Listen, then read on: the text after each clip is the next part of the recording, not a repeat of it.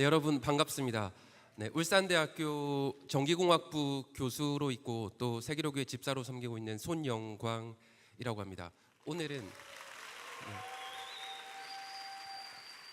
반갑습니다. 오늘은 원래 우리가 과학으로 보는 기독교 세계관인데요. 제가 지금 2025년에 지금 대한민국의 상황에서 꼭 전하고 싶은 메시지가 있어서 과학적인 부분도 약간 들어가지만 새로운 제목으로 제가 자료를 준비해봤습니다. 네, 한번 자료를 띄워주시면 감사하겠습니다. 청년이여 그리스도를 위한 큰 꿈을 가져라 라는 말씀을 좀 나누고 싶습니다. 제가 먼저 한 어떤 통계를 보여주려고 하는데요. 지금 대한민국과 전 세계 기독교가 어떻게 흘러가고 있는가, 그리고 전 세계 일반 학자들은 어떻게 기독교에 대해서 어떻게 생각하는가, 하나의 어떤 흐름을 좀 말씀드려 보려고 합니다. 어떤 거냐면요, 네, 5년 전에 나온 책 중에 이런 게 있습니다. Return of Christendom인데 이걸 이제 해석을 어떻게 하냐에 따라 좀 다를 수 있는데, 간단하게 말하자면 기독교 세계관의 부활 뭐 이런 내용이에요. 지금 미국에서 닥터 스티브 털리라고 하는 박사님이 유튜브를 운영 중이기도 한데 이분이 쓰신 책입니다. 여러 가지 자료를 모아서요. 그런데 이 책의 전반적인 내용을 보면 이제 이래요. 이 책에서 소개하고 있는 내용이 한 100페이지 정도 되는 짧은 책입니다. 그런데 이 책에서 보면 20세기의 사회학이라는 곳의 통념이 뭔가라고 하면 세속화 이론이라는 게 있습니다.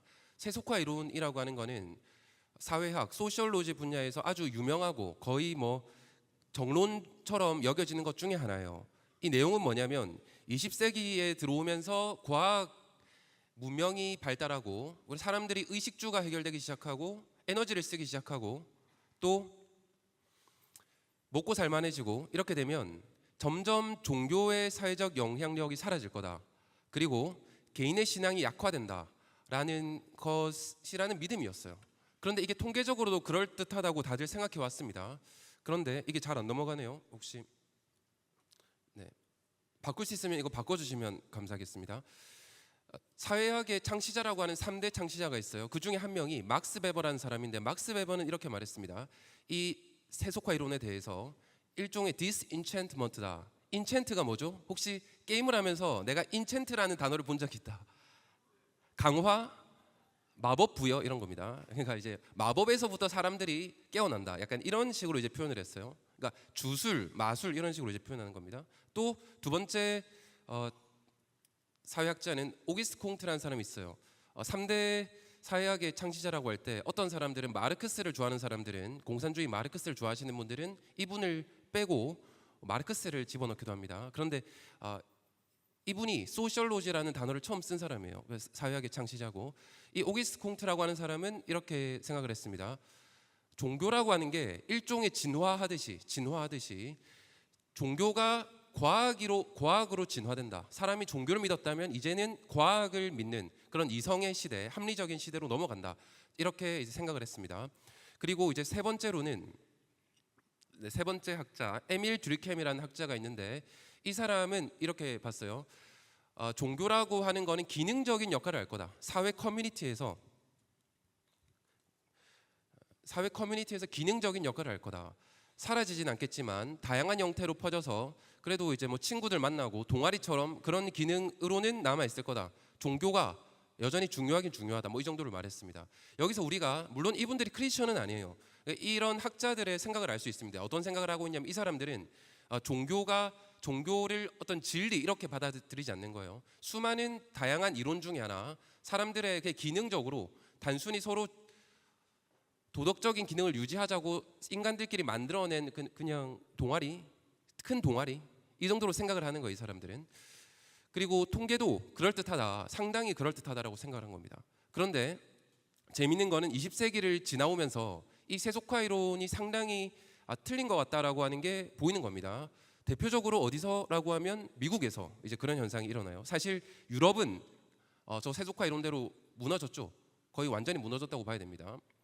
그런데 이제 미국 같은 경우에요. 이게 2017년도에 하버드 대학교와 인디아나 대학교 연구진이 함께 연구한 데이터입니다. 이 사람들이 뭘 했냐라고 하면, 지난 30년 정도 동안 미국에서 우리가 신뢰할 만한 여론조사 이런 것들을 모아가지고요, 과연 종교에 대한 미국인들의 상태가 여론이 어떻게 바뀌었냐를 추적해 본 거예요. 그렇게 해보니까 흥미로운 결과가 나왔어요. 뭐냐면 확실하게 내가 신앙생활을 하고 있다.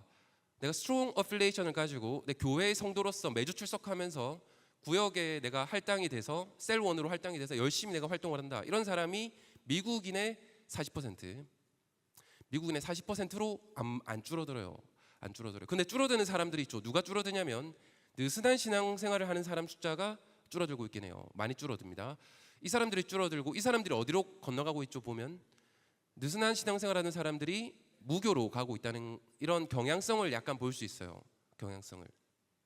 그런데 여기서 그러면 대략 교회 안 다닌 사람들이 많아지니까 세속화 이론이 맞아 들어가는 거 아닌가? 이제 그렇지가 않은 거예요. 미국은 상당한 이민을 많이 받는 나라입니다.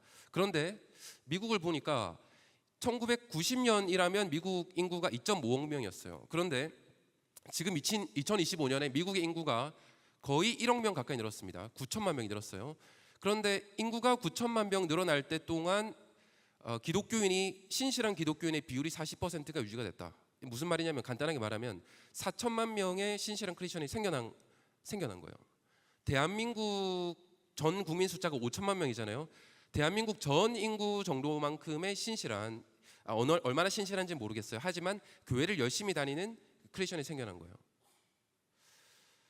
그러니까 이렇게 한번 생각하시면 됩니다. 미국이 차별금지법이 어떻고 굉장히 심각한 문제가 많은 나라인 거 사실이긴 합니다. 그런데 미국 지역마다 다르고요.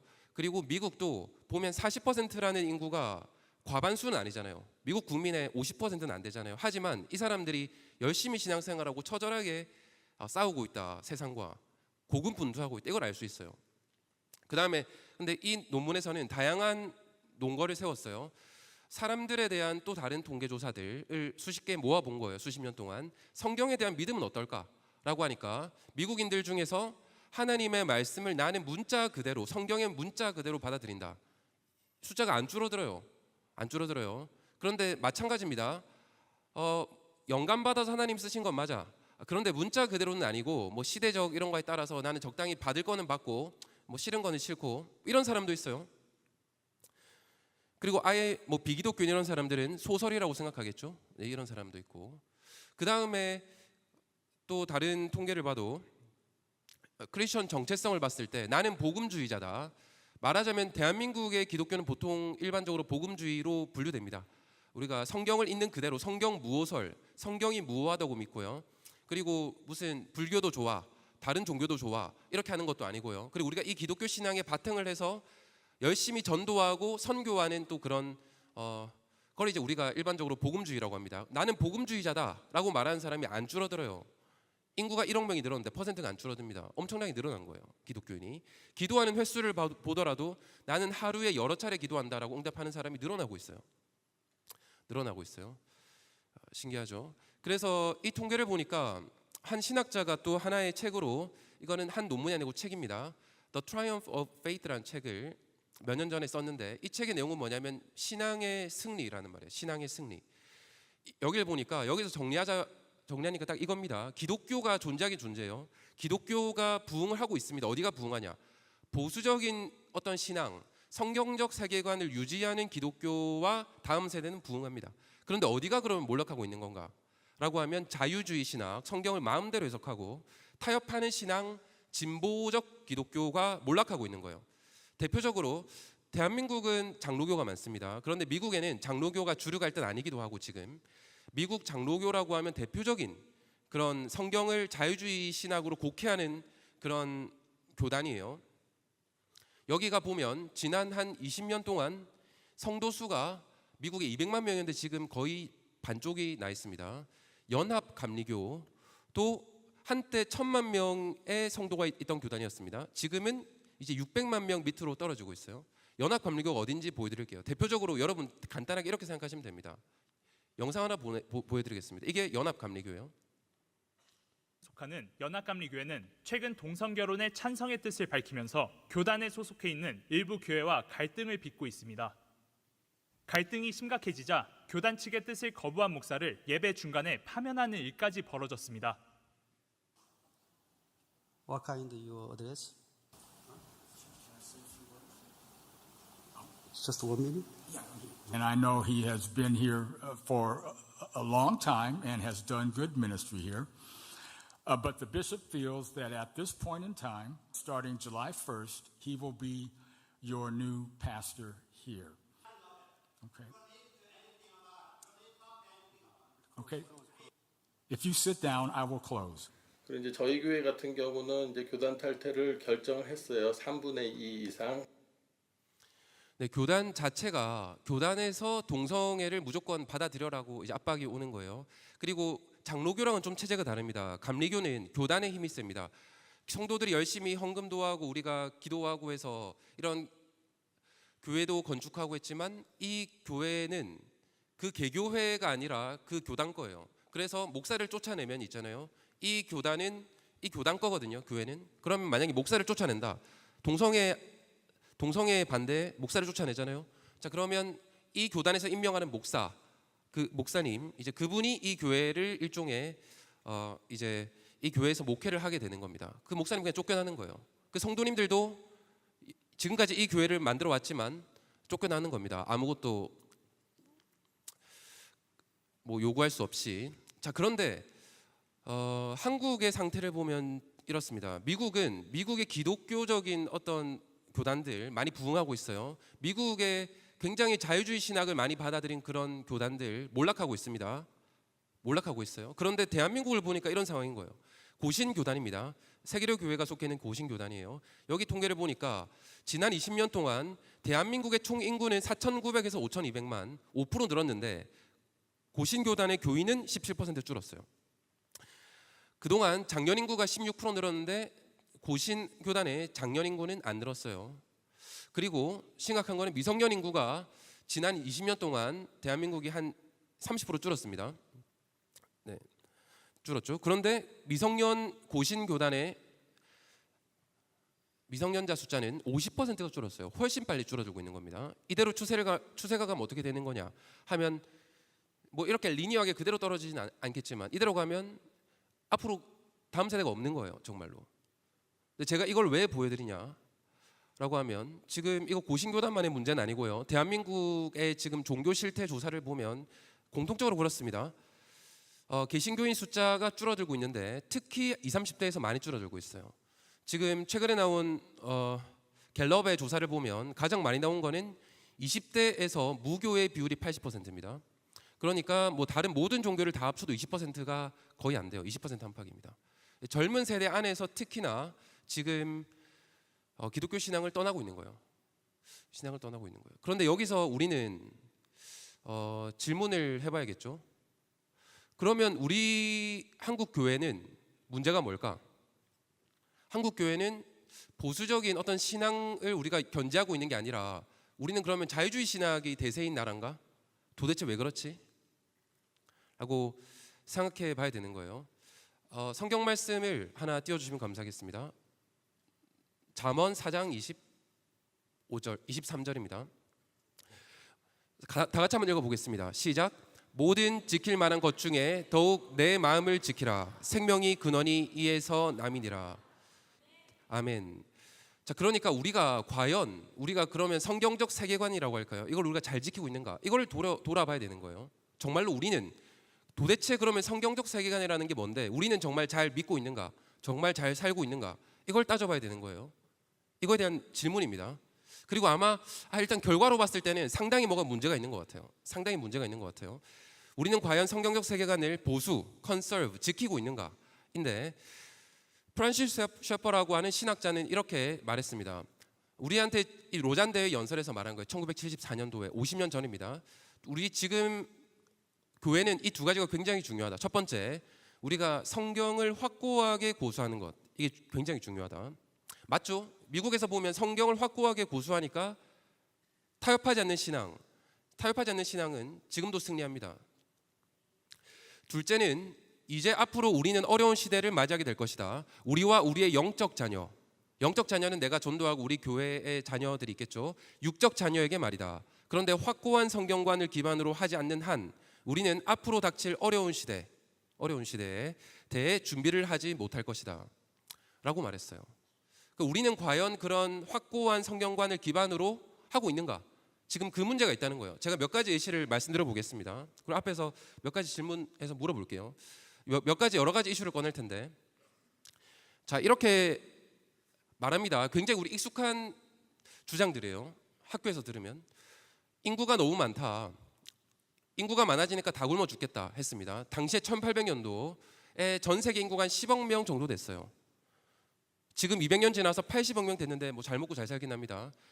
전 세계 역사상 그 어느 때보다 기아 인구, 기아를 못 먹어서 죽는 사람, 굶어 죽는 사람의 숫자의 그 비율이 가장 적은 때예요, 지금이. 그리고 우리가 추산을 해보면 인구가 지구에 700억 명이 되더라도 우리는 그 사람들에게 충분히 먹을 만한 식량을 공급할 수 있어요. 저 때는 안 될 줄 알았어요. 근데 농업 기술이 발달되고 농경지가 확대되고 이렇게 하다 보니까 이게 가능한 거예요. 700억 명이 있어도 굶어 죽지 않아요. 근데 예전에는 우리가 한 30억 명만 있으면 굶어 죽을 거다 이렇게 했는데, 과학자입니다. 당시에 당대 최고의 과학자 중에 한 명이에요. 과학자 잘 틀립니다. 그리고 20세기가 와서 이렇게 말을 하는 거예요. 지금 암이 있는데 그 암적인 존재, 자가 증식을 하는 존재, 바로 인간이라는 존재가 있다는 거예요. 그래서 탄소 중립을 하자고 하는데요. 제가 이 그래프를 하나 보여드리는데, 탄소 중립을 하자는 게 있죠. 제가 울산대학교에 있는데, 울산대학교는 제가 너무 안에 디테일하게 말하기는 그렇고 어쨌거나 여러분들의 세금 더하기 해서 지원을 받아서 탄소 중립 융합대학원 이런 걸 올해 설립했어요. 여기 이제 교수님과 일하는 분들은 다 이런 걸 배울 겁니다. 탄소 중립을 해야만 한다, 이런 걸 배울 겁니다. 여기서 이제 우리가 환경 이야기만 해도 이제 강의가 2시간이 되기 때문에 더 깊게는 안 들어갈 거예요. 그런데 탄소 중립을 할 수 있는, 탄소를 줄일 수 있는 가장 좋은 방법이 뭐냐? 여러분들이 여기 여러 가지 옵션들이 있습니다. 조금 더 효율이 좋은 백열등 대신에 더 좋은 LED나 어떤 전구를 업그레이드하는 거, 아니면 재활용하는 거, 방법이 쭉쭉 있습니다. 가장 오른쪽에 저게 뭐냐면 자녀 한 명을 덜 가지는 거예요. 다음 세대 우리가 자녀를 안 낳으면 있잖아요, 탄소가 안 생겨요. 그게 가장 확실한 방법이에요. 또 사람이 에너지를 다 쓰잖아요. 자녀를 낳지 않으시면 됩니다. 사실 여러분 이런 세계관이 굉장히 일정에 가고 있어요. 그런데 여러분들 교회를 다니는데 이거에 대해서 문제 제기를 하면 이렇게 합니다. 과학에 반하는 거냐고 합니다. 자, 그러면 일단 그 과학적 사실부터 일단 불명확한데, 우리가 성경이 있어요. 과학자들이 주장하는 논리들이 있어요. 일부 과학자들이, 전부 다 과학자 다 말하는 것도 아니에요. 그런데 왜 성경을 우선시하지 않고 우리는 일부 과학자의 의견을 더 중시하죠? 한번 우리 성경 몇 가지 읽어보겠습니다. 창세기 1장 28절이에요. 다 시작. 하나님이 그들에게 복을 주시며 하나님이 그들에게 이르시되 생육하고 번성하여 땅에 충만하라. 땅을 정복하라. 바다의 물고기와 하늘의 새와 땅에 움직이는 모든 생물을 다스리라 하시니라 입니다. 아멘. 그 다음 말씀 읽어보겠습니다. 제가 위에 표시를 해놨어요. 창세기 9장 1절입니다. 시작. 하나님이 노아와 그 아들들에게 복을 주시며 그들에게 이르시되 생육하고 번성하여 땅에 충만하라. 아멘. 그리고 창세기 17장 6절입니다. 이번에는 아브라함에게 주는 복이에요. 시작. 내가 너로 심히 번성하게 하리니 내가 내게서 민족들이 나게 하며 왕들이 내게로부터 나오리라. 여러분들 성경을 읽으면서 자녀가, 우리가 가정을 이루고 남자와 여자 간에 결혼을 해서 자녀를 출산하고 양육하고 기르는 것, 양육하는 것, 이것이 복이라고 여러분들은 성경을 읽을 때 다가오나요? 아니면 이게 어느 힌트를 보더라도 이게 죄악이라고 하는 곳이 있나요? 복인 거예요. 아니, 저 말씀을 보고 우리가 하나님께서 인간을 창조하시고 처음으로 준 복과 명령이잖아요. 창세기 1장. 그리고 아브라함을 축복하시면서 주는 축복에서도, 그리고 노아, 당대 의인이었던 노아에게 주시는 축복에서도 축복인 거예요. 축복인 거예요. 그런데 이제 더 이상 우리들은 있잖아요, 정말로 이거를 축복으로 받지 않습니다. 그런데 우리가 기독교인이라고 하죠. 기독교인이라고 하죠. 물론 여러분들은 아닐 거예요. 우리가 기독교인이라고 합니다. 대한민국에 5천만 명이 있는데 기독교인이 20%라고 계속 집계가 되니까 최근에 대략 1,000만 명의 기독교인이 있습니다. 1,000만 명의 기독교인이 있어요. 일제시대에 비하면 일제시대 1%도 안 됐으니까 20배 넘는 기독교인들이 있어요. 자, 그 다음에 그런데 미국을 보면 또 재밌는 현상이 일어납니다. 미국의 통계, 우리나라도 저는 이런 조사를 해봤으면 좋겠는데 미국에서 갤럽에서 한 3년 정도마다 계속 여론조사를 반복해서 하고 있는데 이렇게 하는 겁니다. 참고로 이거는 이미 내가 낳았다가 아니라 낳으려 몇 명의 가정이 이상적이라고 생각하냐라고 의견을 물어보는 거예요. 내가 이미 이 정도의 자녀가 있다가 아니라 보니까 이렇게 합니다. 왼쪽에 녹색은 뭐냐라고 하면 나는 자녀를 2명 이하의 가정이 난 이상적이라고 생각한다. 0명, 1명, 2명 포함한 거예요. 그리고 오른쪽은 뭐냐? 갈색인가 주황색인가 해서 여기는 3명 이상의 자녀가 있는 가정이 나는 이상적이라고 생각한다. 그런데 여기서 압도적인 차이가 나요. 어떤 압도적인 차이가 나냐? 오른쪽에 보면 종교가 없는 사람들은 3명 이상의 자녀를 이상적이라고 생각하는 사람이 21%밖에 안 돼요. 21%. 그런데 아주 큰 차이가 아닌 것처럼 보이기도 하겠지만 프로테스탄트와 개신교와 카톨릭은 34에서 36%가 돼요. 근데 이걸 이제 정확한 숫자까지 해서 평균을 내보니까 이렇게 되는 겁니다. 기독교 여성은 자녀를 평균 2.5명을 출산하는 게 이상적이라고 생각해요. 그런데 무신론 여성은 그러니까 보세요. 신앙에 따라서 미국은 이런 기독교 세계관 교육을 꽤 많이 하고 강조를 많이 합니다. 기독교 여성과 무신론 저 통계는 원래 남자 여자 다 합친 겁니다. 그중에 여자 것만 이제 뺀 거예요. 기독교 여성과 무신론 여성 사이에서 내가 몇 명을 출산할 것인가 이거에 대한 생각이 달라요. 차이가 많이 나죠. 1.5명 대 2.5명은 차이가 많이 납니다. 만약에 이대로 세대가 한 3세대 가잖아요. 그럼 무신론은 사라져요. 인구 비율적으로. 이대로 3세대 가잖아요. 기독교가 인구의 8, 90%가 돼버려요. 정말. 이 복리라고 하는 건 대단한 겁니다. 몇 번만 쌓이면. 그리고 이거는 가장 최신 조사였는데요. 1971년도에 조사한 이후로 미국인들의 어떤 선호도 더 큰 가정을 선호하는 게 가장 커졌다. 네, 지금 이게 미국의 가장 최근의 가정과 출산에 대한 여론조사예요. 안에 내용을 보면 그렇습니다. 가장 최근 자료에서도 보면 프로테스탄트와 첫 번째 줄, 두 번째 줄 캐톨릭이 확실히 3명 이상의 자녀를 가지고 싶은 파란색 그래프가 높은 걸 알 수 있어요. 하지만 무신론자는 적습니다. 또 흥미로운 건 이런 것도 있어요. 거기 보면 다양한 통계를 이제 우리가 분류해서 볼 수 있는데 내가 교회를 다니긴 다녀요. 그런데 매주 교회를 출석하는 사람, 위클리 출석하는 사람과 간혹 가는 사람과 아예 안 가는 사람 이런 사람들 사이에서도 출석률 내가 출산과 가정에 대한 가치관이 다릅니다. 그런데 여러분 이게 상식적으로 있잖아요. 같아야 될까요? 달라야 될까요? 상식적으로 근데 교회를 안 다니는 사람과 비신앙인과요. 신자와 비신자 간 사이에 이런 가정에 대한 관념, 세계관 같은 게 정상일까요? 세상과 같은 게 정상일까요? 다른 게 정상일까요? 다른 게 정상이에요. 명백한 거예요. 세상의 가르침과 싸우는 거, 싸워 나가는 거, 진리를 위해서. 이게 원래 우리 특히 개신교인 거예요. 프로테스탄트 싸우는 거잖아요. 프로테스트 반대하고 싸우고 한다는 거예요. 뭐에 대해서? 하나님을 대적하는 것에 대해서. 그런데 대한민국은 몰라요. 다른 통계는 잘 모르겠습니다. 대한민국은 어쨌거나 모르겠어요. 역대급의 전 세계에서 유례 없는 저출산을 기록하고 있어요. 0.7명대인데 굉장히 심각하죠. 얼마 전에는 100만 명이 태어났는데 1년에 지금은 1년에 25만 명 태어납니다. 여러분 한번 생각해 보세요. 어떤 사람들은 이게 별 문제 아니라고 주장하는 사람이 있어요. 말이 안 된다고 봐요. 말이 안 된다고. 이거는 국가적으로도 어마어마한 재앙을 부릅니다. 생각해 봅시다. 지금은 그 정도는 아니지만 7, 80대 어른이 우리나라에 1,000만 명이 있어요. 그런데 우리나라에 생산 활동을 하는 30대, 40대, 50대 이런 분이 한 500만 명 있다고 칩시다. 그리고 어린이들이 청소년들이 한 100만 명 있다고 칩시다. 그 사회가 과연 지속될 수 있을까? 한번 생각해 보세요. 그게 지속이 가능할까? 노인들이 일하는 사람들보다 몇 배 더 많은 사회. 어린이는 심지어 더 없어요. 훨씬 없어요.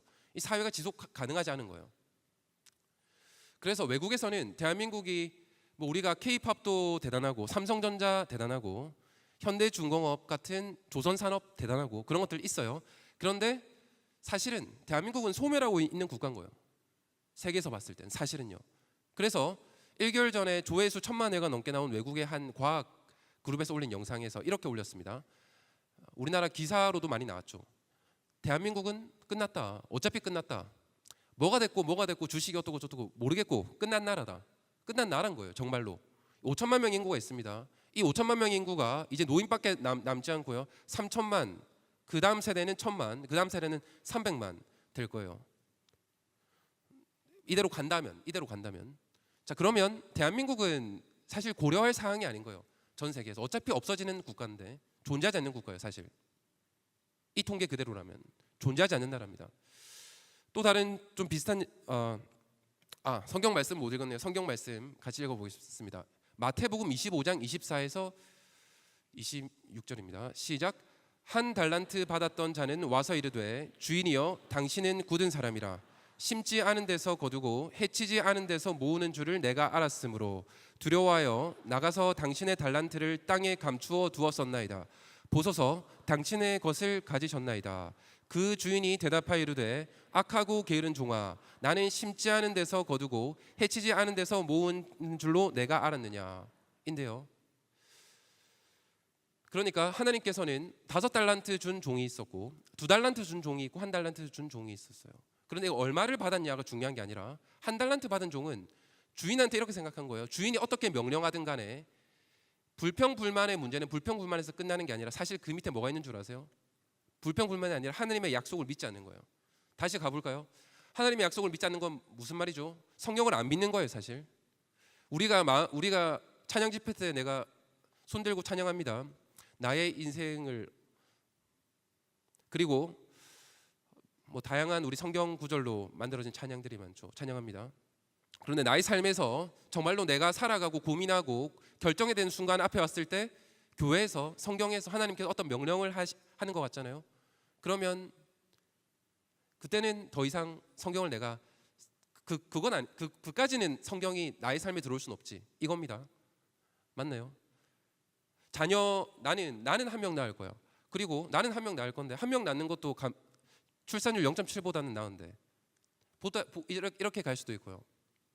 내가 왜 결혼을 해야 되지? 내가 왜?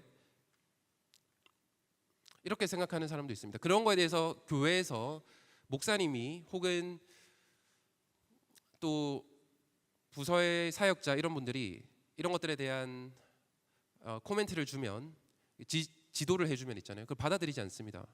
제가 그런 걸 많이 봤어요.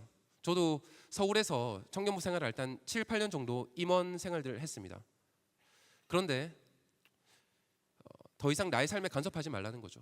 그렇게 하기도 어려워요. 그렇게 헌신하진 않거든요.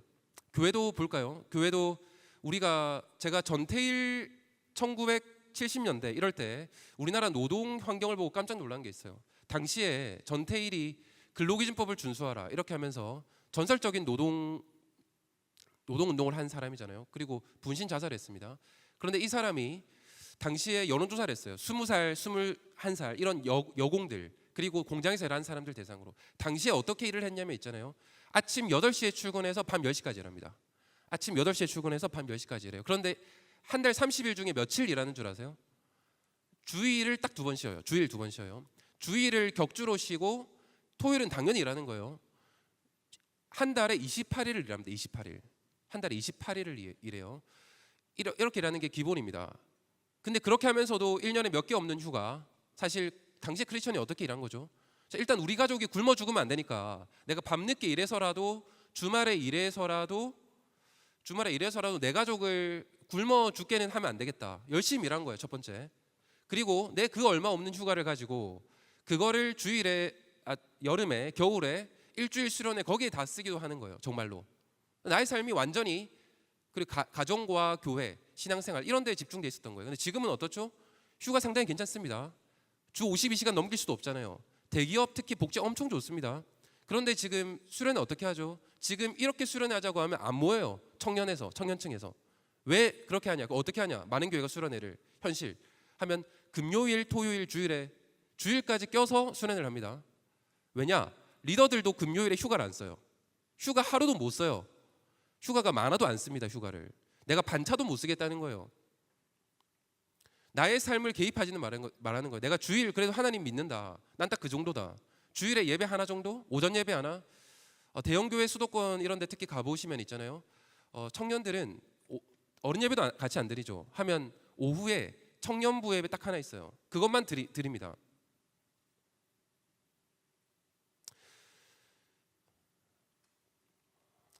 자, 그리고 그다음 민수기 14장. 자, 그런데 우리가 이런 불평 불만과 불신앙이 보면 성경에서 정말 많은 구절에서 있잖아요. 이걸 경고하고 있어요, 사실. 왜냐하면 이게 불신앙이거든요. 불신앙. 당시에 출애굽을 하면서 많은 불만들을 쏟아냈죠. 많은 불만 불평들을. 거기서 이렇게 하나님께서 이제 말씀하셨습니다. 다 같이 읽어보겠습니다. 시작. 그들에게 이르기를 여호와의 말씀에 내 삶을 두고 맹세하노라. 너희 말이 내 귀에 들린 대로 너희 시체가 이 광야에 엎드러질 것이라. 너희 중에서 20세 이상으로서 계수된 자 곧 나를 원망한 자 전부가 약속의 땅에 들어가지 못하고 이 광야에서 뺑뺑 돌다가 이제 죽게 될 거라는 거예요. 이 비슷한 말씀 너무 많죠, 여러분. 뭐죠? 성경을 읽어보면 너무 많습니다. 우리가 지금 환경이라는 이름으로 해서 그게 막 연계돼 가지고 있잖아요. 우리의 세계관을 장악하고 있어요. 아까 전에 사회학자가 말한 거 봤죠? 정말 그대로 돼가고 있어요. 뭐냐? 종교는 종교일 뿐이야. 종교는 비키고 이제는 과학의 시대야. 자, 그런데 여러분, 과학이 부정확하다는 거예요. 어쨌거나 이제 과학의 시대야라고 하는데 문제는 크리스천 청년들과 크리스천 많은 성도님들조차 있잖아요. 거기에 그대로 빠져 들어가 가지고 그걸 그대로 이제 따라가서 신앙은 한켠에 비워두고 나의 삶의 가치관의 80% 90%는 세상으로 가득 채우고 있는 경우가 정말 많습니다. 그래서 아니 지구가 이런데 하나님께서 심히 보기 좋았다고 한 이 땅, 그리고 여기서 생육하고 번성하라고 한 이 땅, 그리고 옛날에는 석유 석탄 매장량이 100년밖에 안 남았다, 50년밖에 안 남았다 말 많았죠. 지금 추산은 얼마인 줄 아세요? 지금 발견된 것만 해도 최소 3,000년에서 한 8,000년치는 남았습니다. 최소. 그거 말고도 새로운 에너지가 많이 생기죠. 안 부족해요. 하나님은 넉넉하게 주신 거예요. 그런데 이제 그런 과학에 내가 이제 받아들여 가지고 그런 과학을 내가 우선시해 가지고 마침 세계를 위해서도 지구를 위해서도 마침 나는 안 그래도 애 키우기 힘든데 목사님이 애 낳으라고 하나님이 애 낳으라고 하나님께서 책임져 주실 건가? 기후 위기도 있다는데 마침 잘 됐지. 뭐 이렇게 받아들이는 거예요. 그런데 그 기후 위기라는 거 한번 볼까요? 이번에 또 비 엄청나게 많이 왔죠. 실제로 많이 왔어요. 그런데 이걸 가지고도 우리가 하나 배울 수 있습니다. 뭐냐? 서울의 역대 강수량 순위를 볼까요? 여러분, 기후는 항상 변화하는 거예요. 언젠가 폭우도 옵니다. 폭우가 옛날에는 안 왔냐? 옛날에도 왔어요. 근데 그 통계를 우리가 면밀하게 봐야 되는 거예요. 면밀하게. 어떤 도시는 이번에 지난 몇십 년 동안 최대 강우량 찍은 곳도 있습니다. 그런데 일단 서울로 기준으로 볼게요. 서울 기준으로 보면 가장 강수량 1시간 기준으로 가장 많이 온 데가 언제죠? 1942년. 그리고 하루 강수량 기준으로 봤을 때는 가장 기록된 거 가장 많이 강수량이 하루에 온 게 355mm. 1920년이네요. 여러분, 통계라고 하는 거 굉장히 여러분 잘 봐야 돼요. 올해 무슨 비가 내렸는데 어떤 지역 기준으로 해서 이게 250년에 한번 올까 말까 한 거다. 여러분, 그 기사 보면 무서울 수 있습니다. 그런데 통계는 잘 봐야 돼요. 정말로. 자, 여러분, 하나님께서는 이 땅을 다스리라고 했습니다. 인간에게. 있는 그대로 놔두라고 한 거 아니에요. 그리고 자연 그대로 그 자체 있잖아요. 이거는 타락한 자연입니다. 자연을 그대로 놔두자고 주장하는 환경 운동가들이 있어요. 한번 비교를 해보죠. 지금 우리나라 같은 경우도 그렇습니다. 댐과 보를 만들었는데 인간이 수자원을 관리하기 위해서 댐과 보를 지은 거예요. 그런데 이거를 물이 있는 그대로 흐르게 하라라고 해가지고 댐과 보를 그냥 허물어 버립니다. 못 쓰게 그냥 보를 무조건 열어놔 버려요. 어떻게 되냐라고 하니까 댐과 보가 왜 있는 줄 아세요? 물을 평소에는 가둬놨다가 가뭄이 오면 물을 천천히 내려보내요. 그럼 항상 물이 어느 정도 있겠죠. 그리고 이게 물을 가둬놨기 때문에 그 밑에 지하수가 다 공급되고 있기 때문에 그 주변에 농업 용지 이런 걸로 다 주변이 살 수 있는 거예요. 땅이 마르지 않고. 그런데 만약에 큰 비가 내린다. 그럼 미리 물을 빼놓습니다. 미리 물을 빼놨다가 그 물을 저장해요. 자, 그럼 어떤 효과가 나냐? 가뭄도 없고 홍수도 없는 거예요. 이게 우리 인간이 이 자연을 위해서 관리하면서 굉장히 자연을 잘 관리하고 있는 것 중에 시스템 중에 하나입니다. 하나님께서 이렇게 우리가 이 피조물들, 하나님께서 주신 피조물을 우리에게 하나님보다 조금 못한 존재라고 성경에서 말씀하시죠. 지어가지고 우리 보고 이렇게 다스리라고 하신 거예요. 근데 어떤 지금 환경 운동가들, 교수님들은 있는 그대로가 가장 좋대요. 자, 이렇게 가뭄 때는 다 말라 죽었다가요. 그랬다가 비가 오면 전부 다 그냥 다 범람해가지고 모아둘 데가 없으니까 비 한번 오잖아요. 그러면 다 쓸려 내려가고 사람 죽습니다. 사람도 죽어요. 동물도 죽어요. 식물도 다 휩쓸려 가고 다 죽어요. 이게 더 좋다는 거예요. 그런데 댐과 보가 있으면 어떻게 되냐? 아까 말한 것처럼 관리가 된다는 거예요. 관리가. 그 주변에 동물, 식물, 인간 다 삽니다.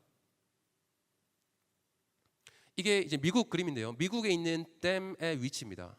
미국에는 댐이 한 5만 개에서 10만 개 정도 사이가 있어요. 5만 개에서 10만 개 사이. 선진국일수록 이런 수자원을 관리하는 거예요. 관리하는 거예요. 근데 이게 정말 놀랍습니다. 로스앤젤레스를 한번 사례로 들어보겠습니다. 여러분들 캘리포니아 잘 아시죠? 캘리포니아는 한 주긴 하지만 한 주의 인구가 4천만 명이에요. 거의 대한민국 웬만한 국가 사이즈가 됩니다. 그리고 여기에 상당한 인구가 어디에 모여 사냐? LA 주변에 모여 삽니다. 그런데 LA가 어디냐면 있잖아요. 모하비 사막의 옆자리에 있어요. 모하비 사막이 크게 있는데 주 몇 개를 거쳐가지고 거기에 약간 옆에 있습니다. 해안가에. 자, 여기의 특징이 뭐냐? 강우량이 없어요. 비가 안 와요. 얼마나 안 오냐? 1년에 한 200~300mm 옵니다. 우리나라의 가을에 잠시 오는 비 정도 와요. 근데 여기 어떻게 사람이 이렇게 살까요? 어떻게 저기 대단한 농경지를 해가지고 사람들이 여기서 농작물도 짓고 사람도 살고 할까요? 저 멀리 있는 강에서부터 저 수천 마일 떨어져 있는 수백 마일 떨어져 있는 강에서부터 우리가 수로를 만들어서 관계 시설을 통해 가지고 물을 끌어오는 거예요. 물을 끌어온 거예요. 이것도 인간이 한 거예요. 그래서 사막이 사람이 살고 동물과 식물이 사는 땅이 된 거예요. 저걸 만든 사람이 누구냐? 처음에 LA를 개발한 사람이라고 하는데 윌리엄 멀홀랜드라는 사업가입니다. 자, 이 사람은 여러분들이 혹시나 LA에 가보시면요, 이 사람의 이름이 새겨진 도로가 한 2개 정도 있어요. 자, 그럼 이거 잘못된 건가요? 그렇지 않죠. 그렇지 않죠. 인간이 자연을 관리하는 게 맞는 거지. 어떤 사람들은 자연을 있는 그대로 놔두라고 합니다. 그거는 비과학적이고 비성경적이에요. 저는 확신합니다. 여러 가지 이슈들을 많이 나름대로 비판 서로 하는 걸 막 살펴봤는데요. 여러분들이 어떤 이슈를 살펴보시든지 있잖아요. 비성경적인 거는 비과학적이에요. 성경이 뭔가 과학과 상충되는 것 같다. 그 과학을 의심해 보시면 거의 99.9% 맞을 겁니다. 성경을 의심하기보다요. 그 다음에 우리 가정에 대한 문제로 한번 가보겠습니다. 자, 우리가 지금 여기 중고등학생들 많고 청년들 많아요. 결혼을 하고 가정을 이루는 것의 목적은 성경에서는 많은 구절을 통해서 우리가 한 단어로 요약하자면 이거예요. 내가 행복하려고 결혼하는 게 아니라 거룩해지기 위해서, 거룩 다른 말로 죄에서 멀어지는 거죠. 하느님의 말씀을 따르고 거룩이야말로 결혼과 가정의 목적이다. 여기 찬성하시는 분 있나요? 찬성하시는 분. 아니 내 행복이 먼저지 하는 분 있나요?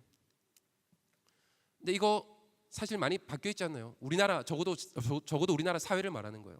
그런데 이런 얘기를 교회에서도 정말 많이 들어요. 하나님의 말씀 있잖아요. 이거는 일단 두 번째 순위입니다. 두 번째 순위. 일단 내가 행복할 수 있냐? 어쩌고 저쩌고. 내가 첫째를 낳았다. 지금 첫째 낳으면 하나님께서 먹여 살려줄 거냐? 목사님께서 나한테 뭐 해줄 거냐?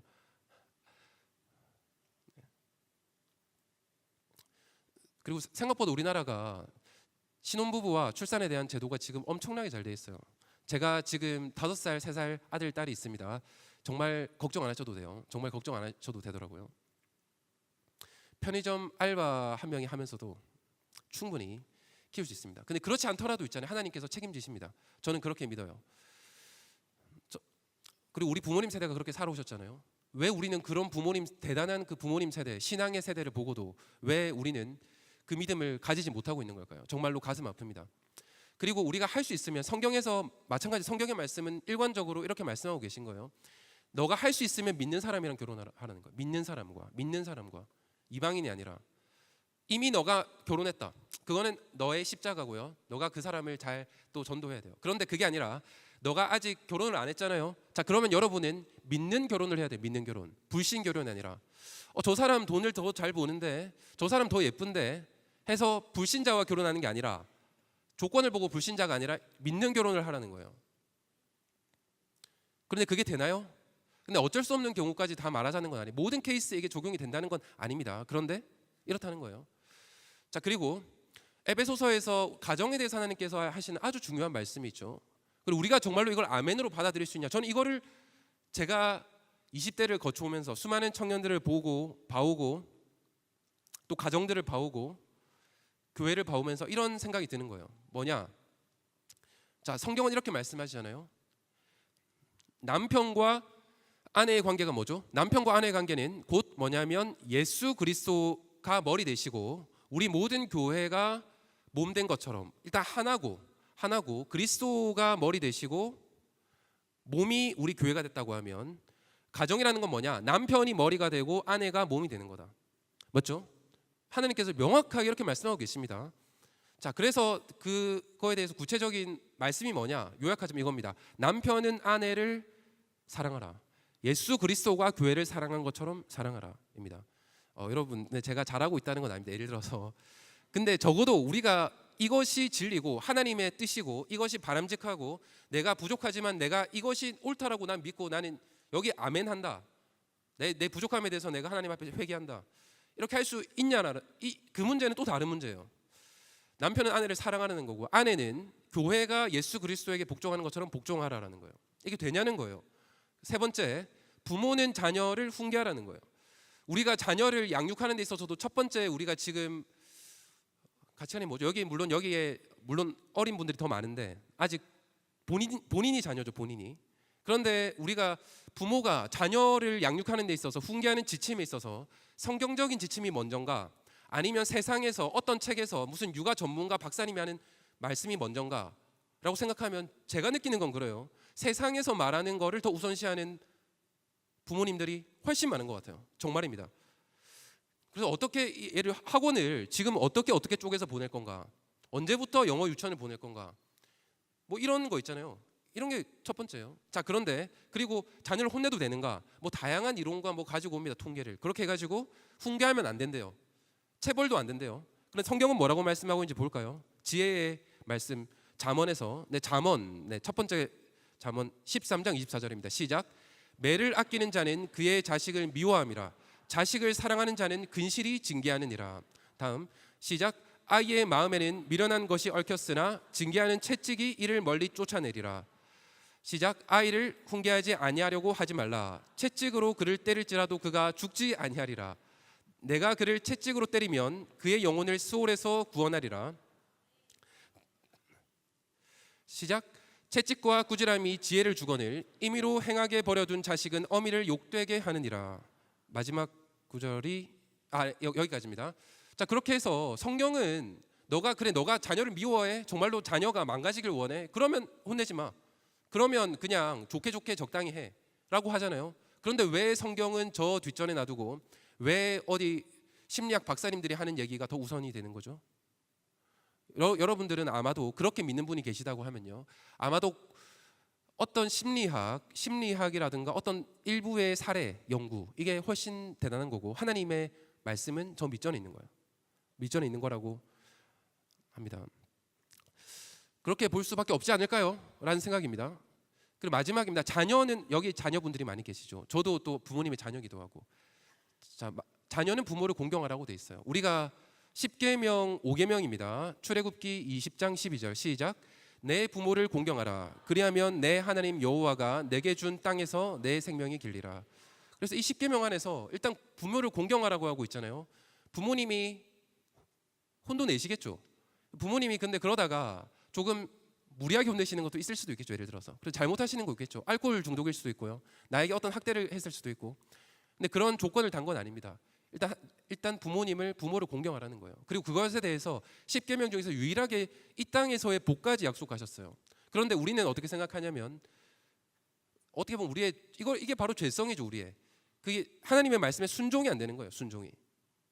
아니, 이런 아빠한테도 이런 엄마한테도 이렇게 되는 거잖아요. 하지만 적어도 우리가 이대로 살아갈 수 있다는 것을 말하는 건 아닙니다. 우리가 예수님이 아니기 때문에. 하지만 적어도 우리가 이것에 대해서 우리가 성경에 대해서 성경을 읽고 아멘을 할 수 있냐, 이제 그 문제가 있다는 거예요. 조금 더 어려운 얘기를 해볼까요? 혼전 순결은 지켜야 한다. 혼전 순결은 지켜야 된다. 이 얘기가 점점 그 비율이 줄어들고 있어요. 그 동의하는 사람이. 그리고 혼전 순결을 지켜야 된다고 하면 교회에서 이제 어떤 얘기가 나온 줄 아세요? 혼전 순결 모르겠고, 자 혼후 순결도 중요하지. 라고 하면서 혼후 순결이 뭐냐면요. 결혼하고 나서도 불륜하면 안 되고 자녀 아내한테 충실하고 남편한테 충실하고 중요하지. 라고 하면서 왜 그 얘기는 안 하냐? 뭐 이렇게 합니다. 아니 누가 가늠해도 된대요? 아니 그 얘기 말고 일단 혼전 순결도 얘기해 보자고요. 그러니까 지금 다른 논지를 빼가는 게 아니라 맞습니다. 다 지켜야 돼요. 다 지켜야 되는데 일단 혼전 순결도 얘기해 보자고요. 혼전 순결 말하지 말자고 합니다. 제가 놀란 건 뭔지 아세요? 우리나라 주요 대학교 신학교 나온 젊은 목사님이 혼전 순결에 대해서 어쩌다가 밥 먹다가 청년들 간 얘기가 나왔어요. 노발대발하시는 거예요. 노발대발하십니다. 해가지고 그거 완전 성경 곡해한 거다. 그 시대의 일부에 대해서만 준 메시지인데 그거를 왜 지금 현대 사회에서까지 그거를 과대해석하냐? 혼전 순결 안 지켜도 된다는 거예요. 젊은 목사님께서 아직 결혼 안 하신 목사님께서. 근데 여러분 이거 정말 가슴 아픈 겁니다. 정말 가슴 아픈 거라고 생각해요.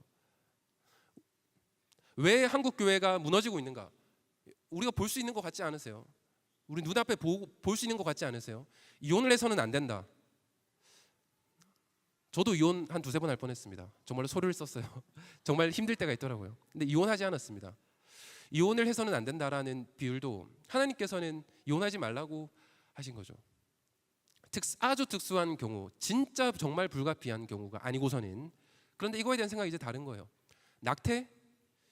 낙태하는 거, 참 이런 것들도 과연 통계가 없어서 잘 모르겠어요. 기독교인과 비기독교인 간에 과연 낙태에 대한 생각이 다른지, 생명 보호에 대해서, 인간 생명 존중에 대한 가치관이 과연 세상과 우리가 정말로 구별되어 있는지 궁금합니다. 그런데 있잖아요. 그런데 여기 통계를 보면 미국에서 재밌는 통계가 있어요. 근데 저는 보세요. 비성경적이면 비과학적이에요. 성경에서 하지 말라는 거 하면 있잖아요. 좋을 리가 절대 없어요. 좋을 리가 절대 없다고. 여러분 이거에 대해서 저는 여러분들이 진지하게 고민하지 않으시는 게 또 복이라고 생각합니다. 여러분들이 굳이 이걸 증거를 만져보지 않고도 여러분 믿으면 더 복된 거예요. 그런데 우리가 그래도 그 증거를 볼까요? 뭐냐면 이 통계는 뭐냐? 지난 1980년대, 90년대, 20년대까지 걸쳐 오면서 내가 결혼하기 전에 육체적인 성관계를 맺은 사람의 숫자 제로부터 해가지고 파트너 1, 2, 3, 4, 5 오른쪽으로 갈수록 점점 내가 젊을 때 많은 사람을 만난 거예요. 그런데 이런 사람과 결혼 5년 이내 이혼 확률을 본 거예요. 이혼 확률이 언제가 가장 낮죠? 이혼 확률이 언제가 가장 낮냐면 혼전 순결을 지켰을 때예요. 당연히 그럴 것 같아요. 이거는 뭐냐 하면 이것도 마찬가지입니다. 결혼 전에 성관계 파트너 내가 평생 경험한 숫자와 그리고 내가 결혼 생활을 하면서 굉장히 난 행복해라고 대답하는 사람의 비율이에요. 어디가 가장 행복하다고 하죠? 물론 이게 100%가 다 그런 건 아니에요. 그냥 통계적으로 나오는 게 통계적으로. 모두가 이상적인 케이스는 아닙니다. 어쨌거나 통계적으로 보면 예전에 다른 파트너가 없었던 사람이 가장 행복하대요. 그리고 또 재밌는 거는 전반적으로 보면 노란색이 남자고 파란색이 여자입니다. 남자가 더 행복하다고 대답을 하고 있어요. 이것도 좀 흥미로운 결과인데 어쨌거나 이런 결과를 보더라도 사회학적인 통계를 보더라도 있잖아요. 저는 명확하다고 봐요. 하나님께서 우리가 나쁘시기를 원하지 않으시는 분이다. 하나님께서 우리에게 복 주시기를 원하는 분이다. 저는 이제 그렇게 믿습니다. 그 다음에 출애굽기 20장 15절 같이 한번 보겠습니다. 시작. 도둑질하지 말라. 네, 우리 10계명의 8계명이죠. 그리고 10계명도 이웃의 집을 탐내지 말라. 마음속으로도 탐하지 말라. 이제 이런 것까지 있습니다. 자, 그런데 우리 교회 얘기를 하는 건 아니에요. 우리나라 사회 한 분위기를 말하는 거예요. 마침 저번 주에 어떤 집사님께서 얘기하는데 너무 힘든 일이 있다고 하더라고요. 정말 제가 영상을 봤는데 앞차를 톡 박았어요. 진짜 정말로 진짜 기스도 안 났을 것 같은데 톡 박았는데 거기서 지금 6개월 동안 병원에 누워 계시대요. 그렇게 해서 이제 합의금을 요구하는데 보험사를 통해서 1,000만 원의 합의금을 요구하고 6개월 동안 근데 누워 있다 보면 그 안에 법을 악용하는 어떤 가이드라인이 있습니다. 그걸 잘 활용하면요. 아니 본인이 다쳤다는데 어떡할 거예요? 뭐 뇌를 뭐 다 까볼 수도 없고. 그러면 합의를 해줄 수밖에 없어요 결국. 우리가 나이롱 환자라고 하죠. 교회에 나이롱 환자가 있으면 될까요? 안 되겠죠. 성도가 이웃의 것을 탐하는 거예요. 이웃의 것을. 내가 이걸 많이 타내잖아요. 그 사람이 보험비를 안 낸다고 하더라도 전 국민의 자동차 보험료가 올라갑니다. 결국 뭐죠? 내가 남의 돈을 뺏어 가지고 내가 잠시 내 월급으로 삼겠다는 거예요. 있을 수 없는 일이죠. 또 다른 사회적인 문제를 볼까요? 저는 이 문제를 좀 깊이 봐봤는데 지금 우리나라 국민연금이라는 게 있는데 이 제도는 이런 거예요. 한 600만 원 정도를 납부한 사람이 지금 한 분이 직접 인증을 한 거예요. 어르신인데 받은 돈이 얼마냐면 1억 2천만 원 정도를 받고 더 수령하고 계신 중이었어요. 이분이 600만 원을 내고 1억 2천만 원 받는 혹시 그런 은행 상품 보신 적 있나요? 가능한가 이거? 불가능하죠. 누구 돈으로 이거 하고 있을까요? 인류가 그래도 우리가 지난 수천 년간 지켜온 최소한의 모든 사회에서 약속이 있어요. 뭐냐 하면 내 자녀를 착취하진 않는다. 내 자녀를 착취하진 않는다. 이거 기본이에요. 맞죠? 근데 이거 결국 누가 내야 되냐? 지금 여기 청소년 이하 분들이 나중에 월급의 30-40%씩 나중에 여러분들이 일할 때는 국민연금으로 월급의 30-40%를 내야 저 돈을 이제 갚을 수 있어요. 일단 가불로 다 땡겨 쓰는 거예요. 여러분 이런 문제에 대해서 아니 이거 정치인들이 결정했으니까 법이니까 기독교인이 저거는 정치이고 우리는 교회인데 정교 분리가 있는데 우리는 아무 얘기를 왜 해? 혹시 이렇게 생각하는 분 있나요 혹시? 이웃의 것을 뺏는 건데 심지어 우리들의 자녀를 강탈하는 건데 뭐 이런 아주 복잡한 문제가 많아요. 세계관에 대해서 제가 몇 가지만 말씀드려봤어요. 몇 가지만. 그런데 여러분들 중에 어떤 분들은 몇 가지가 저 교수님 너무 과하다 이런 분도 있을 수 있고. 근데 여러분 기독교 세계관이라고 하는 건 정말 우리가 제대로 배워볼 만해요. 특히 청소년의 때 여러분들이 이거를 잘 모르시면 있잖아요. 아마도 내가 하나님을 믿는다고 하면서 어느 순간 하나님을 정말 열심히 대적하고 있는 십자가와 싸우는 십자가의 적이 되어 있을 수도 있다고 생각합니다. 저는 제 주변에 그런 사람들이 있는 것 같아요. 누군지 말하기 참 그렇지만 자 그런데 제가 웨인 그루덴 목사님의 책을 소개해 드리려고 해요. 이 책은 이 목사님이 어떤 분이냐라고 하면 교단으로는 이분이 침례교 쪽입니다. 침례교가 크게 두 군데가 있어요. 칼빈주의가 좀 강한 곳이 있는데 칼빈주의에 속합니다. 장로교랑 가깝죠. 그러니까 우리나라 목회자분들이나 우리나라 성도들도 상당히 이제 받아들일 만한 그런 신학관을 가지고 있어요. 기본적으로. 근데 이분의 이력은 상당히 재밌습니다. 이분은 학부는 어딜 나왔냐? 대학교는 하버드대에서 경제학을 했어요. 그러다 보니까 이분은 상당히 어려운 개념을 쉽게 풀어쓰는 이제 이런 것들을 나중에 잘하게 되셨다고 말하더라고요. 이분이 그리고 이제 내가 신학을 해야 되겠다라고 해서 웨스트민스터 신학교에서 목회학 석사를 하고 케임브리지에서 신약학 박사를 하고 이제 목사이자 교수로서 이렇게 생활을 하게 됩니다. 그리고 특히 이분이 강한 게 뭐냐라고 하면 조직 신학이에요. 조직 신학. 그래서 이분이 쓴 시스테매틱 테올로지라고 하는 신학교에서 제가 안 들어봐서 모르겠는데 굉장히 쉽지 않은 수업 중에 하나라고 하더라고요. 이 조직 신학 책이 약간 어려운데 이분이 쉽게 이걸 설명 잘하는 거예요. 그래서 이 책이 지금 전 세계 100만 권이 신학교 전공생들이 보통 보는데 100만 권이 팔렸다? 대단한 거죠. 맞죠? 100만 권이 팔린 정말 손에 꼽히는 조직 신학에 대한 대표적인 서적을 쓴 분이기도 합니다. 그리고 이분이 기독교인의 윤리관, 정치관, 예를 들어서 심지어 사회적인 문제, 페미니즘에 대해서도 책도 쓰시고 했어요. 예를 들어서 여기 있는 책은 뭐냐? 최근에 워낙 페미니즘이 미국과 한국에 성행을 하다 보니까 이런 책을 썼어요. 복음주의적 페미니즘이라고 하는 주장들에 대한 반박. 페미니즘? 그 사람들의 주장을 한번 볼까? 성경을 이렇게 해석한다고? 그게 과연 성경적인 게 맞아? 하나하나씩 한번 주제 1번부터 50번까지 한번 다 얘기해보자. 뭐 이런 책입니다. 근데 우리나라에 이걸 누가 번역했어요. 근데 재밌게도 번역을 이렇게 했습니다. 아마도 이제 사람들 어그로를 끌려고 한 것 같은데 페미니즘 반박이 아니라 복음주의 페미니즘이라고 번역해서 책이 나와 있긴 합니다. 이런 책도 썼는데 이분이 쓴 흥미로운 책이 성경과 정치라는 책이에요. 그리고 이 책을 누가 번역을 했냐라고 하면 바로 이 다음 순서에 오실 조평세 박사님 이 책을 이제 번역했어요. 이 책 서론을 보면 이 웨인 그루덴 목사님이 이제 이렇게 말하고 있습니다. 나는 이 책을 썼는데 성경과 정치의 어떤 관계, 우리가 기독교적 세계관이 뭔가 이거에 대해서 썼는데 나는 이게 내가 신약학 박사학위를 가지고 28년 동안 성경을 가르치고 목회자를 양성하고 이런 교수의 관점에서 쓴 거다. 내 개인적인 생각 아니다. 정말로 난 성경의 입장을 내가 말하고 싶은 거다. 그리고 나는 어떻게 믿냐? 나는 성경이 단순히 교회 안에서의 소모임에 그치지 않고 정치를 포함한 삶의 모든 영역에 지침을 제공하도록 하나님께서 의도하셨다고 확신한다 라고 합니다. 저도 확신을 해요. 저도 확신을 합니다. 그리고 지금 미국의 상황을 봤을 때는 미국의 리버럴, 미국의 민주당보다는 미국의 보수, 주로 공화당이에요. 보수로 분류되는 정치적 입장을 전반적으로 지지한다. 그리고 이 입장이라고 하는 것은 내가 어릴 때 내 동네에서 태어났고 우리 아빠의 밥상머리 교육이 그래서 그런 게 아니라 내가 성경을 연구하니까 이게 성경이 이렇게 말하더라. 바로 이 성경이 뭘 말하는지 보자라는 거예요. 너희들도 그 근거를 한번 같이 보자라는 거예요. 자유주의 신학이 맞는 것 같은지 이게 맞는 것 같은지 한번 보자는 거예요. 그래서 이렇게 말합니다. 서론에서의 말이에요. 여러분 책을 읽을 때 서론을 잘 읽어보는 것은 굉장히 좋아요. 왜냐?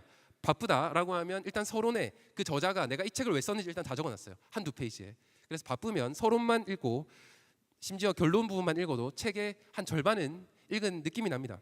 이 서론에서 이렇게 말합니다. 이어서 하나님의 정치관이 다른 모든 삶의 영역에서도 그렇듯이 우리에게 기쁜 굿 뉴스 뭐죠? 일종의 복음이라고 믿는다라고 하는 거예요. 그리고 심지어 정치에 대한 성경의 가르침이 실천되는 모든 나라에서 그냥 그 나라가 이런 성경적 가치관이 들어오고 있잖아요. 이대로 만약에 수용이 된다면 심지어 이 나라가 아직 하나님을 제대로 못 믿을지라도 간단하게 말해볼게요. 마약이 성행하는 나라, 마약을 안 하는 나라 어디가 더 살만할까요? 마약을 안 하는 나라가 살만하겠죠. 그런 하나님의 가르침이 성경의 가르침이 실천되는 모든 나라에서 사람들에게 희망과 유익한 변화를 가져올 것이라고 믿는다. 저는 이거에 대해서도 아멘이라고 생각이 듭니다. 아멘인 것 같아요. 정말로. 그렇지 않을까요? 하나님께서 일종의 보편적인 진리인 거죠. 그래서 이 책의 내용은 이렇게 나뉩니다. 일부 이게 상권이에요. 상권. 이미 재작년에 나왔었고 상권은 정치에 대한 기독교인의 잘못된 견해들을 일단 비판합니다. 대표적으로 뭐냐? 교회가 정치를 지배해야 된다. 신정일치가 돼야 된다. 잘못됐다라고 이제 성경적 근거를 들어 설명해요. 세계적 역사 사례도 들어서. 그리고 정교 분리를 잘못 이해해가지고 아니면 교회는 아예 세속된 것이니까 우리는 수도원처럼 살아야 된다. 교회에서만 으쌰으쌰하면 된다. 라는 주장도 왜 잘못됐는가? 이런 얘기를 합니다.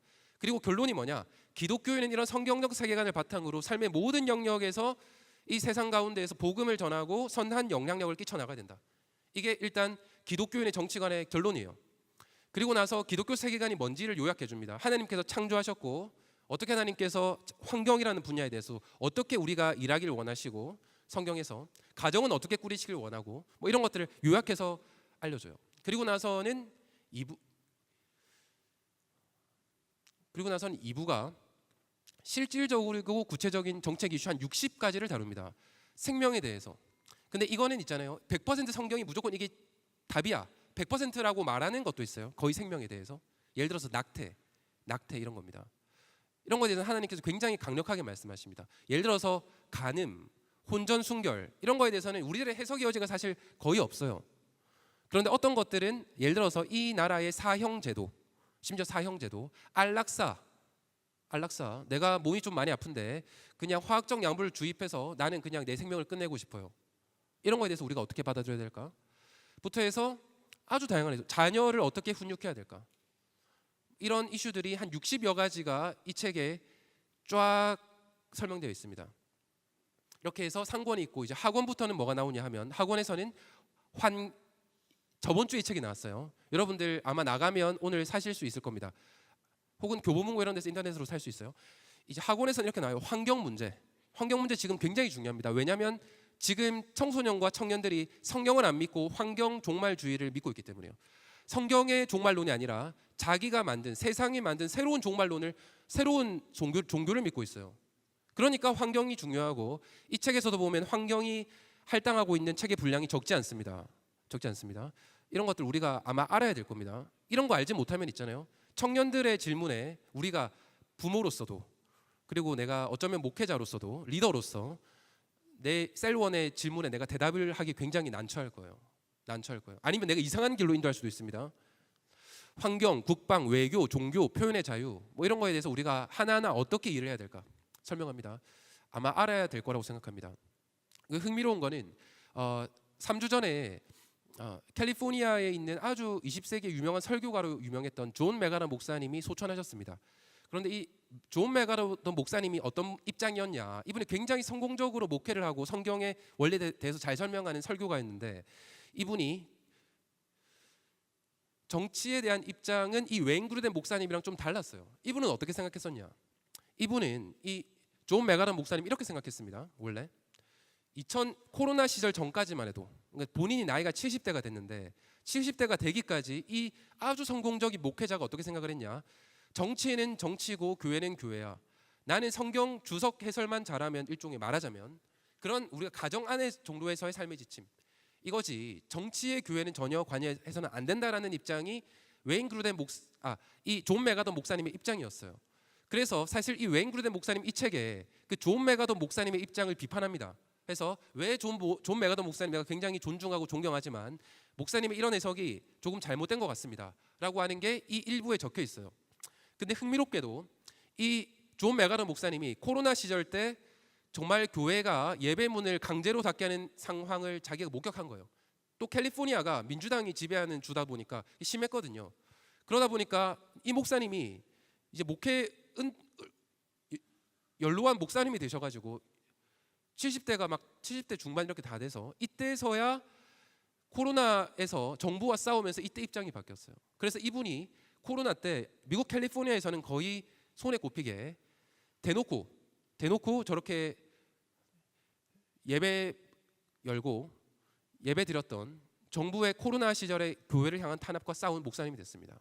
그리고 미국은 종교의 자유가 있는 나라잖아요. 나중에 다 승소했어요. 해서 보상금도 다 받았어요. 당시에 경찰관들 이런 사람들도 저기 와서 예배 드렸어요. 예배 드릴 데가 없잖아요. 다 문 닫았는데. 그리고 이 목사님이 그러니까 이분 어떤 훌륭한 설교가도 있잖아요. 늦게 그 탄압을 느껴보면 움직이는 거예요. 그때야 깨닫는 것도 있는 거예요. 영화를 만들었습니다. 이 존 메가더 목사님의 교회에서 그레이스 커뮤니티 처치예요. 여기가 제목이 뭐냐? 교회라고 하는 건 굉장히 중요한 곳이다라고 하면서 독재의 탄압에 저항하라. 그리고 하나님을 경배하라. 하나님을 예배하라. 라는 이런 프레이즈를 내걸고 다큐멘터리도 만들었습니다. 생각보다 재미는 없더라고요.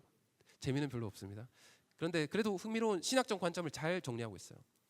그 다음에 이제 역자서론도 소개해드리겠습니다. 역자서론은 뭐냐? 역자는 조평세 박사님이 쓰신 글이에요. 조평세 박사님이 가장 전문가시죠. 아마 기독교 세계관에 대해서 역사에 대해서 가장 잘 설명해 주실 거예요. 저는 전문가가 아닙니다. 저는 아마추어입니다. 그런데 이 조평세 박사님이 이렇게 말씀하십니다. 모든 한국 교회 목회자, 신학생, 크리스천 정치인이 반드시 읽어야 하는 기독교 정치학 교과서다. 왜냐? 지금 삶의 곳곳에 지금 교회와 성도의 삶에 나라, 정치, 법이 점점 집요하게 영향을 미치고 있는 거예요. 그런데 우리가 이걸 모르겠다, 나는 모르겠다라고 하면 굉장히 우리가 이원론적으로 해석하면서 교회에서는 예배를 드리는 것 같지만 사실상 나의 삶은 하나님과 단절된 삶을 사는데 우리가 아무런 지침을 주지 않는 거예요. 다음 세대한테. 다 떠나겠죠. 우리는 너무 오랫동안 정치력을 강구했다. 이거는 바로 세상이 우리를 가스라이팅했고 우리가 그 가스라이팅에 어떤 가스라이팅인지 아세요? 정교 분리라는 가스라이팅이에요. 정교 분리에 대한 잘못된 해석이에요. 정치에 크리스천들은 관여하지 마라. 정치라고 하는 거는 속된 것이다. 그 가스라이팅에 교회가 지금까지 순응해 온 거예요. 다음 한 번만 눌러주시겠어요? 잘못 제가 하나 누른 것 같습니다. 정치는 교회와 그리스도인들이 세워야 할 몫이다. 정치뿐만 아니라 모든 영역이 그런 거죠. 네, 아멘입니다. 라고 하면서 이 이제 말씀을 하시네요. 현대 자유민주주의와 공화 정치의 배경에는 그리스도인이 있었다. 역사적으로 사실입니다. 그래서 미국 초대 부통령이었고 2대 대통령인 존 애덤스는 이렇게 말했어요. 미국의 헌법은 모든 사람이 이 법 안에서 최소한의 인권을 존중받게 되는데 이런 헌법은 도덕적이고 신앙심이 깊은 사람들만을 위한 것이다. 그러면 지금 이 미국 대통령이 지금 기독교인만 좋게 보고 무신론자들 차별하는 거냐? 그런 게 아니에요. 뭐냐면 도덕과 신앙이 없이는 사회가 유지 불가능하다라는 그런 얘기를 하고 있는 거예요. 그리고 알렉시스 드 토크빌 미국의 민주주의라는 책을 쓴 사람이죠. 이 사람은 이렇게 말했습니다. 자, 우리가 이 자유민주주의 좋아. 자유민주주의 좋죠? 자유민주주의 완벽할까요? 완벽하지 않습니다. 왜냐하면 이 민주주의도 60%, 50%가 넘는 국민들이 독재자를 선택을 해버리면 있잖아요. 맞죠? 그러면 독재 국가 되는 거잖아요. 사실 간단하게 말해서 자유는 그런데 도덕 없이 세워질 수 없고 도덕은 신앙 없이 세워질 수 없다. 여러분들이 아무리 좋은 정치 체제를 인간이 만들려고 해도 있잖아요. 예를 들어서 지금 자유민주공화정 이런 것들이 가장 좋다고들 하는데 심지어 그런 정치 체제나 법 체제가 있다고 하더라도 그 기반에는 신앙이 없으면 사실은 무용지물입니다. 무용지물이에요. 정말로 그런 얘기를 하고 있는 거예요. 자, 여기서 퀴즈입니다. 제가 이 분단에 물어보겠습니다. 그리고 어떤 사람이 이렇게 말했어요. 120년 전에 대한제국에 당시에 대한민국이 이름이 아니죠. 대한제국인데 조선 한성 감옥에 갇혔던 한 사형수가 이렇게 말했어요. 기독교를 믿어야만 모든 사람이 두려운 마음으로 죄를 짓지 못하며 감사한 마음으로 착한 일을 하지 않을 수 없다. 이 어찌 교회가 정치의 근본이 아니리요. 20대에 자, 네, 손 먼저 든 흰색 옷 입은 학생. 이 사형수가 바로 20대에 회심한 감옥에서 사형수였던 이승만입니다. 앞으로 나와서 선물 받아 가시면 되겠습니다. 네, 이승만입니다.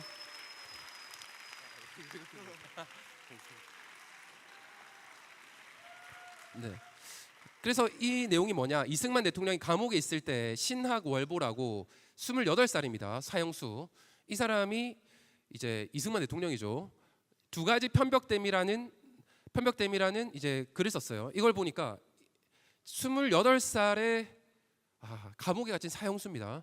근데 이 사람이 이제 신학월보, 신학과 관련된 한 달에 한 번씩 나오는 책에다가 글을 기고한 거예요. 근데 여기서 지금 당시의 대한제국 상황을 보니까 선교사님들이 굉장히 우리의 우호적이고 대한민국 독립을 도와주는 것 같고 기독교인들이 애국운동도 많이 하는 것 같은데 어떤 사람들은 이렇게 하는 거예요. 와가지고 교회에 들어와가지고는 교회가 애국운동만 하는 줄 알고 근데 교회 와봤더니 와가지고 계속 정치 강요만 할 줄 알았는데 하나님을 믿어야 된다. 예수 그리스도를 얘기하고 교육을 하고 이러니까 아니 우리 지금 독립해야 되는데 일본과 싸워야 되는데 교회에서 무슨 짓을 하는 거냐. 교회가 무슨 애국운동 한다더니 라고 하면서 정치 생각만 하는 거예요. 정치만 생각하는 거예요. 이제 이런 사람도 있고 다른 한편으로는 또 이런 사람도 있습니다. 당시에도 교회만 우리가 하면 되고 교회에서 내부에서만 하면 되고 사회랑 우리는 무관하다. 이런 사람들도 있는 거예요. 그래서 이 두 가지 편향됨. 정치만 해서도 안 되고 교회만 해서도 안 된다. 하지만 우리가 교회 신앙생활을 하고 하나님을 받아들이고 하다 보면 자연스럽게 우리가 감화돼서 이 신앙이 퍼져나가면 정치도 자연스럽게 좋아진다는 거예요. 자연스럽게. 그럼 우리가 일단 신앙이 튼튼해야겠죠. 신앙이 튼튼하고 이게 퍼져나간다는 거예요. 그런데 우리가 지금 한국 교회가 몰락하고 있다고 하면 정말 우리가 뭐 수치만 따지자면 좀 그럴 수 있지만 정말로 일단은 수치적으로도 우리가 일단 교회에서부터 우리가 뭔가 개혁 운동이 정말 새로운 부흥운동이 일어나야 되는 거죠. 역사를 제가 간략하게 한번 쭉 말씀드리겠습니다. 기독교 역사입니다. 제가 전문가가 아니기 때문에 하지만 그 대강을 말씀드릴게요. 여러분들 대강을 이해하는 데 도움이 될 거라고 생각합니다. 예수님께서 승천하시고요. 그리고 캐톨릭이 주류가 됐습니다. 캐톨릭. 우리가 구교라고 하죠. 오래된 기독교, 구교.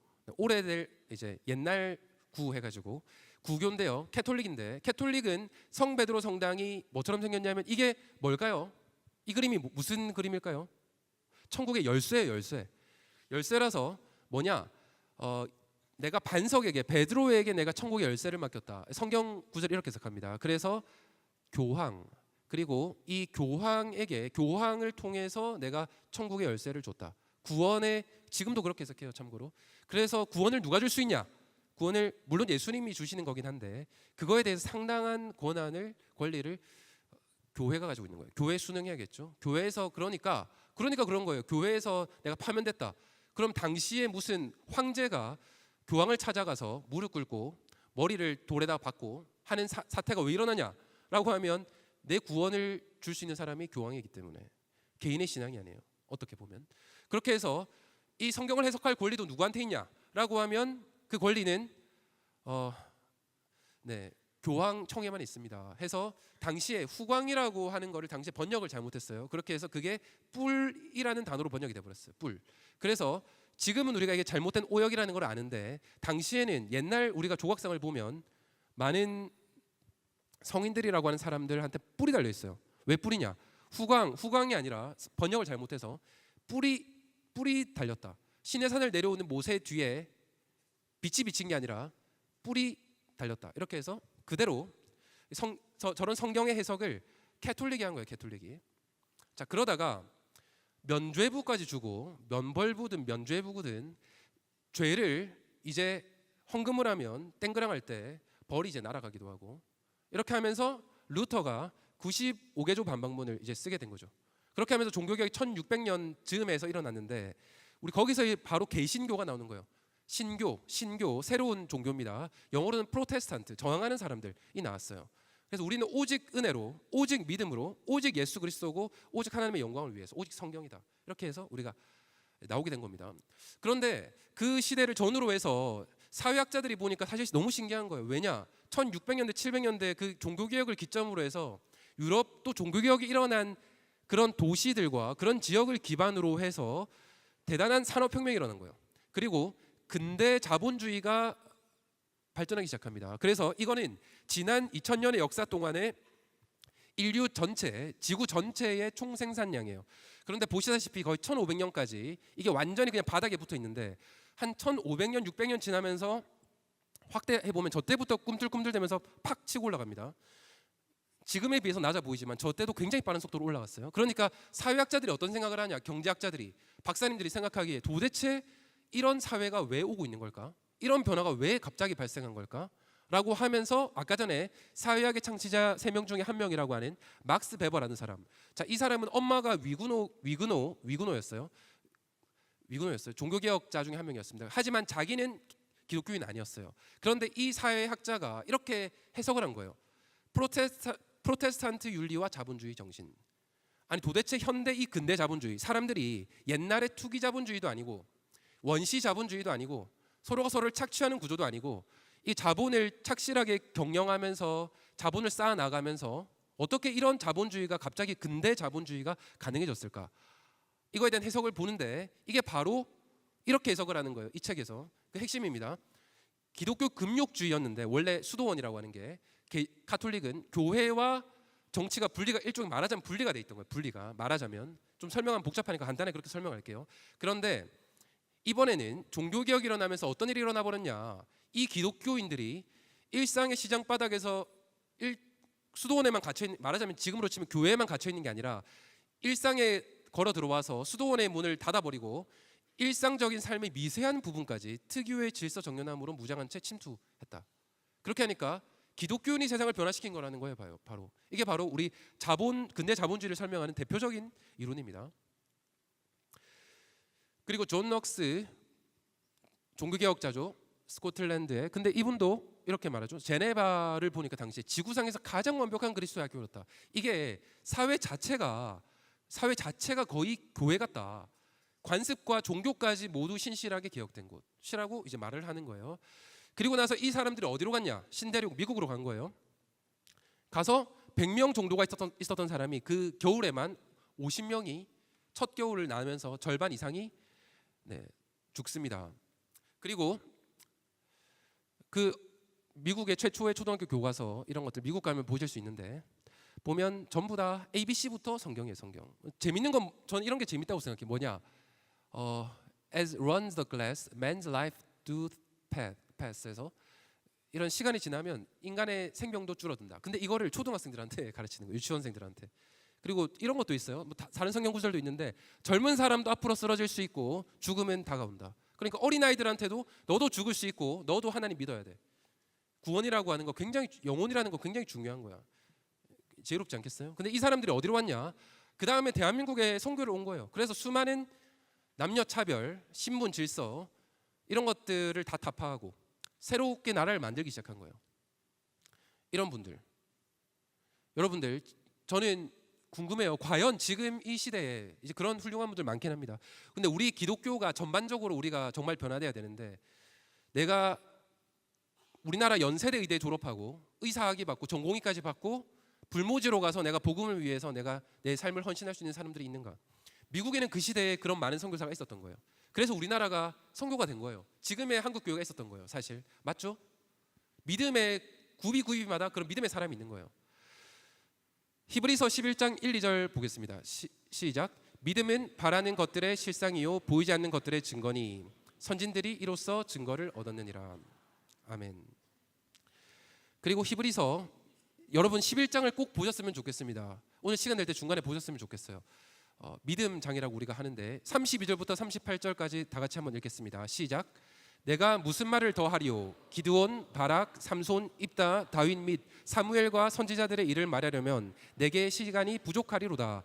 그들은 믿음으로 나라들을 이기기도 하며 의를 행하기도 하며 약속을 받기도 하며 사자들의 입을 막기도 하며 불의 세력을 멸하기도 하며 칼날을 피하기도 하며 연약한 가운데서 강하게 되기도 하며 전쟁에 용감하게 되어 이방 사람들의 진을 물리치기도 하며 여자들은 자기의 죽은 자들을 부활로 받아들이기도 하며 또 어떤 이들은 더 좋은 부활을 얻고자 하여 심한 고문을 받되 구차히 풀려나기를 원하지 아니하였으며 또 어떤 이들은 조롱과 채찍질 뿐 아니라 결박과 옥에 갇히는 시련도 받았으며 돌로 치는 것과 톱으로 켜는 것과 시험과 칼로 죽임을 당하고 양과 염소의 가죽을 입고 유리하여 궁핍과 환난과 학대를 받았으니 이런 사람은 세상이 감당하지 못하느니라. 상과 동굴과 토굴에 유리하였느니라. 아멘. 그런데 우리가 다시 이런 믿음을 회복하면 저 사람들에게도 보장된 게 아니었어요. 조선에 선교하는 게 뭐가 보장됐을까요? 뭐가 보장됐을까요?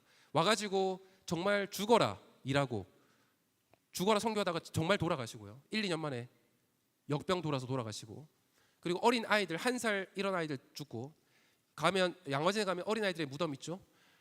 어린 아이들의 무덤에만 수십 명이 묻어 있는데 팔키 인펜트에서 태어난 날에 죽었어요. 왜냐? 미국이었으면 살았을 텐데 우리나라라서 죽은 겁니다. 이런 신앙이 건너와서 우리나라가 이어져 온 거예요. 이어져 온 거예요. 그렇기 때문에 대한민국의 기독교가 부흥을 할 수 있었던 거기도 합니다. 왜냐? 3.1 운동도 당시에 기독교 인구 1%밖에 안 되는데 기독교인 절반이 참여했습니다. 그런 것들을 보고 기독교인을 우리가 함께 기독교의 우호적으로 생각하고 이 복음이 또 퍼져나가는 발판이 됐던 거예요. 그리고 그런 도덕적 기반을 바탕으로 해서 우리나라가 이 정도까지 성장해 온 거예요. 우리가 다시 한번 청년들이 꿈을 가지고 제대로 된 세계관을 바탕으로 해서 세상 하나하나 변화해 나갈 때 여러분들 많은 교회에서 오셨잖아요. 여러분들의 교회를 변화해 나가면 한국 교회가 새로워질 수 있을 줄로 믿습니다. 네, 이상입니다. 감사합니다. 네.